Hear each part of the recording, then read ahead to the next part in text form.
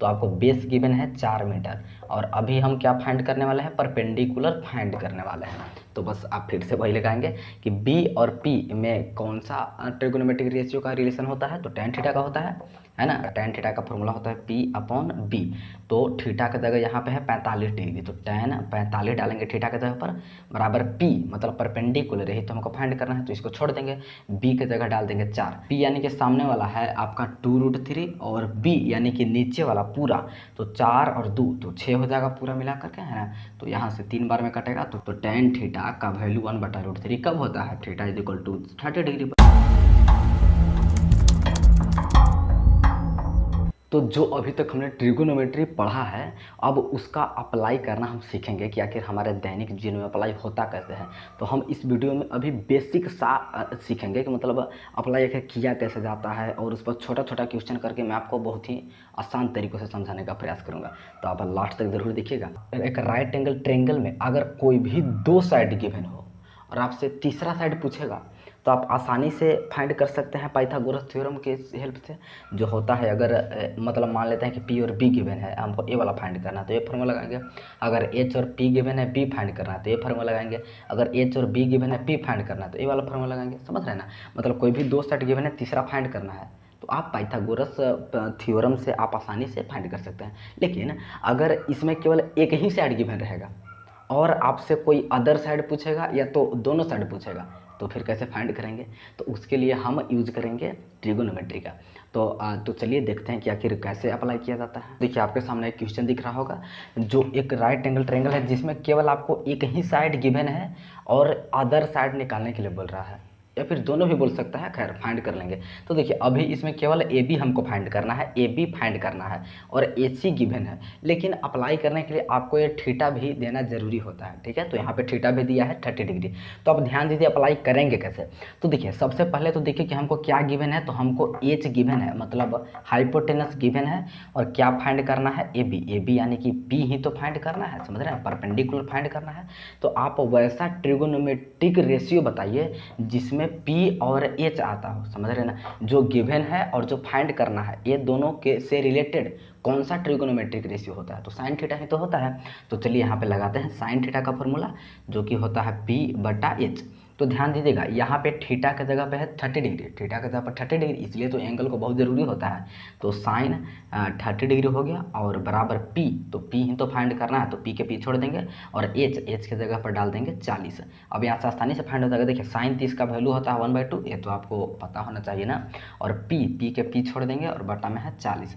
अब यहाँ से क्रॉस मल्टीप्लाई करके P का आसानी से वैल्यू आ जाएगा, मतलब P बराबर आपका आ जाएगा 20 मीटर। समझ रहे हैं बात को, तो ये वाला आपका कितना आ चुका है 20 मीटर। ऐसे साइन थीटा का P/H होता है, लेकिन इससे रिलेटेड कोसेक थीटा भी तो होता है, तो आप अगर उसको भी यूज करेंगे तो आपको सेम ही आंसर आएगा।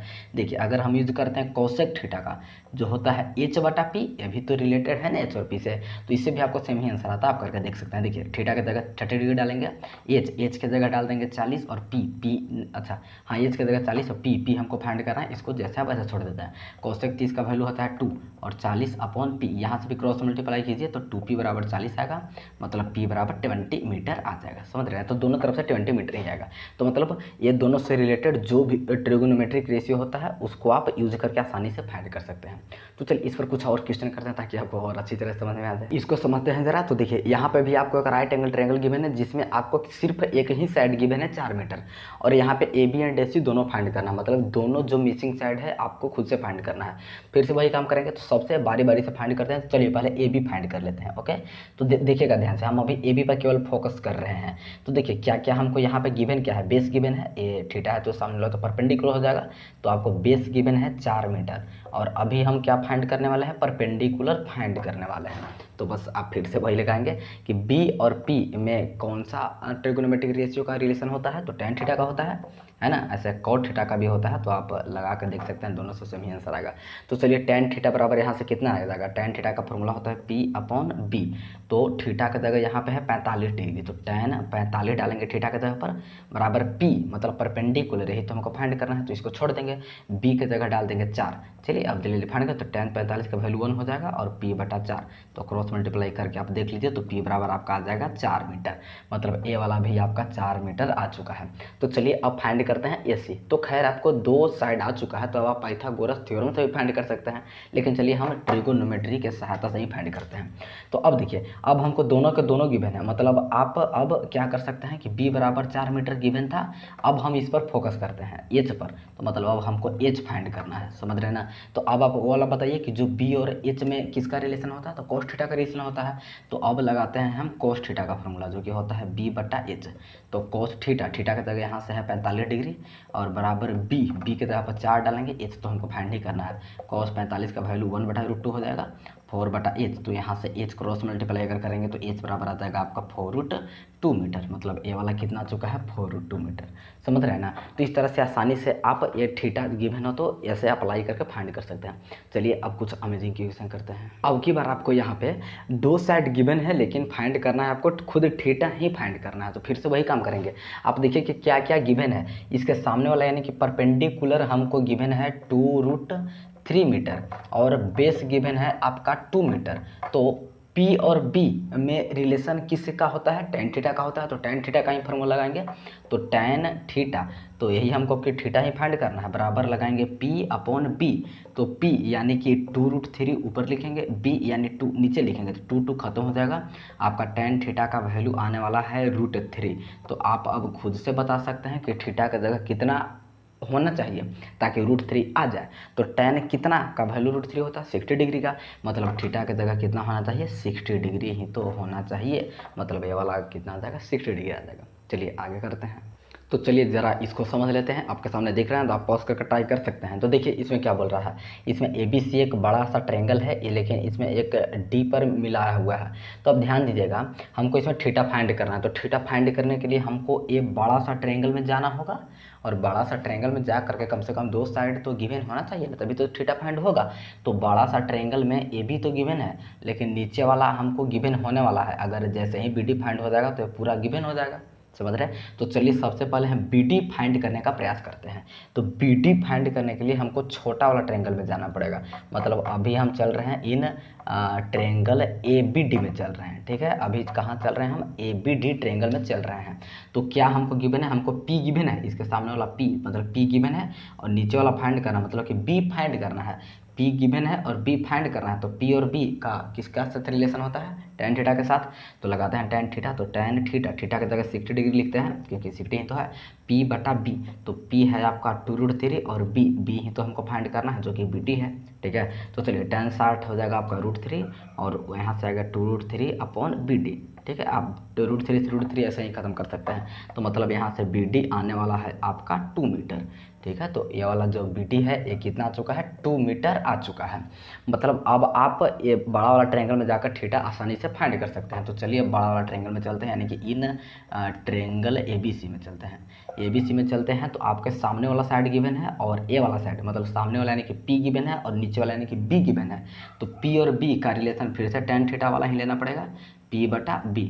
tan थीटा, थीटा ही तो फाइंड करना है हमको। तो P यानी कि सामने वाला है आपका 2√3 और B यानी कि नीचे वाला पूरा, तो 4 और 2 तो 6 हो जाएगा पूरा मिला करके, है ना। तो यहाँ से 3 बार में कटेगा, तो 3 से खत्म हो जाएगा रूट।